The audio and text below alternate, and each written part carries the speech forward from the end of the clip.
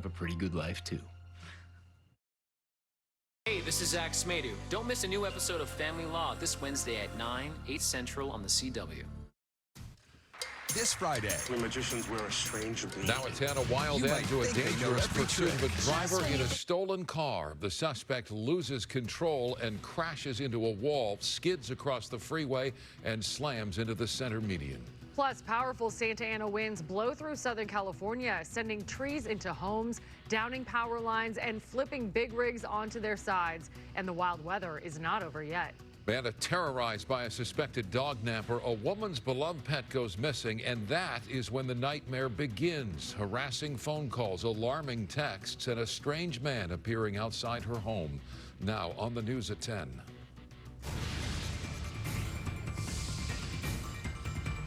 Good evening, I'm Micah Ullman. And I'm Samantha Cortese, in tonight for Cher Calvin. We begin with breaking news in Westwood, where a pursuit of a stolen Kia Soul came to a dramatic end on the 405. The high-speed crime spree ending in a violent pinball-like crash right through traffic. Gil Levis overhead in Sky 5. Gil. Well, you're looking at the termination point here on the southbound 405 freeway, just south of Sunset. That Kia Soul right in the center divider lanes there. But let's go to the video of the pursuit when this came to a crashing end.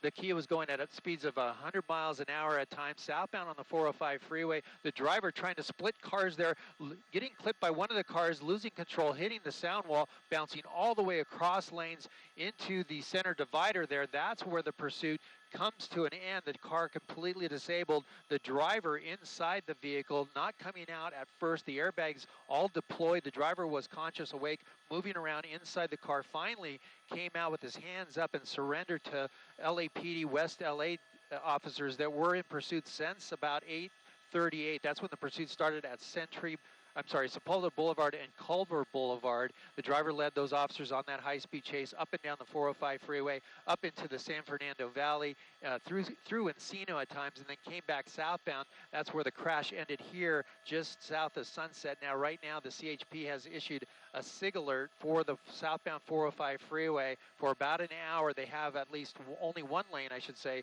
open at this point. Let me show you the backup that is all the way up the Sepulveda Pass there. That is the southbound lanes of the 405 freeway going all the way up into the San Fernando Valley. If you're traveling in this direction, you're going to want to find a different route, maybe take Sepulveda down. But again, this high-speed chase, dangerous pursuit, ending in a spectacular crash here just south of Sunset with the driver now in custody. That's the latest overhead up in Sky 5. I'll send it back to you in the studio. Gil, thank you. And tonight, ferocious Santa Ana winds slam Southern California with frightening strength. 70 to 80 mile an hour gusts leave behind a trail of destruction, with some homeowners facing an expensive cleanup tonight. The winds so powerful they toppled massive trees, sending them crashing onto homes, snapped power lines that cut off electricity to thousands, and flipped big rig trucks. We have live team coverage, beginning with meteorologist Vera Jimenez, and a look at the winds tonight. Vera. Thank you so much, Micah.